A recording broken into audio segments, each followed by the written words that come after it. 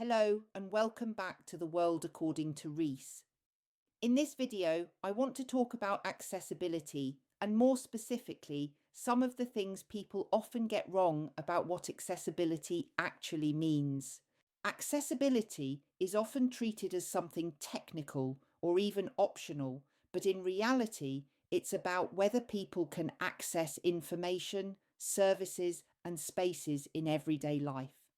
One of the biggest misunderstandings about accessibility is the idea that it's only about wheelchair ramps. While physical access is really important, accessibility goes far beyond that. For blind and visually impaired people, accessibility often relates to things like whether websites work with screen readers, whether apps are labelled properly, whether documents are readable, and whether information is available in formats other than visual ones.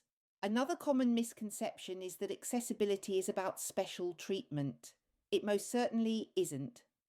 Accessibility is about removing barriers so that people can access things in a different way, not an easier way, just a fair one.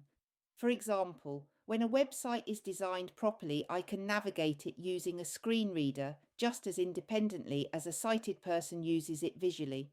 When it isn't accessible, I might not be able to use it at all. People also often assume that accessibility is complicated or expensive. In many cases, it really isn't. Simple things like clear headings, descriptive links, properly labelled buttons, and accessible documents can make a huge difference.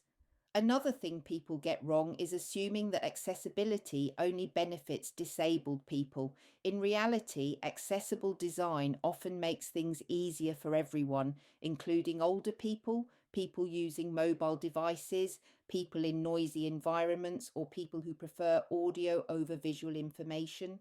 Accessibility also isn't something you add at the end. It works best when it's built in from the start. When accessibility is treated as an afterthought, it often feels clunky or incomplete. From my point of view as a blind person, accessibility can be the difference between independence and having to rely on someone else. It affects whether I can apply for jobs, access education, manage finances, or simply use everyday services. That's why accessibility matters, not as a buzzword, but as something that directly impacts real people's lives. In future videos, I'll be talking more about what makes things accessible or inaccessible in practice, including websites, apps, and everyday technology. If you found this video helpful, please consider subscribing to the channel if you can, and hit the notification bell so you don't miss future videos. Thanks for watching, and I'll see you in the next one.